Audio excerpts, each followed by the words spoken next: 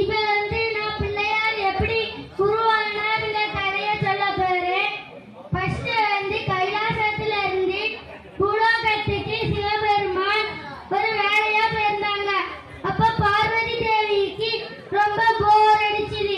கைலாசம் சிவன் இருக்கும்போது இவ்வளோ சந்தோஷமா இருக்குது. ஆனா இப்ப என்னடான்னா இவ்வளோ சோகமா இருக்குது அப்படின்னு சொல்லி வருத்தப்பட்டுக்கிட்டு இருந்தாங்க. அப்படியே வருத்தப்பட்டுக்கிட்டு உட்கார்ந்துட்டு இருக்கும் போது சிவன் காவலுக்கு விட்ட 2 காவலாளிகள் எதுக்கு நீங்க கவலையா இருக்கீங்க அப்படின்னு பார்வதி தேவி கேட்டாங்க.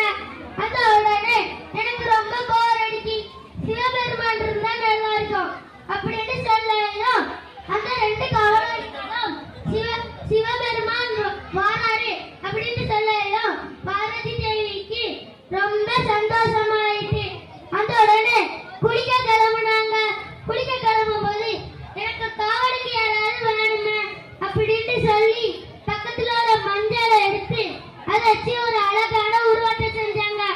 இதுக்கு ஒரே ஒரு குறைச்சல் தானே, என்ன குறைச்சல் அப்படின்னு யோசிச்சுக்கிட்டு இருந்தாங்க. இதுதான் இந்த குறைச்சல் அப்படின்னு சொல்லி கண்டுபிடிச்சு அதுக்கு உயிரை கொடுத்து பார்வதி தேவிட்ட உள்ள எல்லா சக்திகளையும் கொடுத்தாங்க. அதுக்கப்புறம் அதுக்கு விநாயகர் அப்படிங்கிற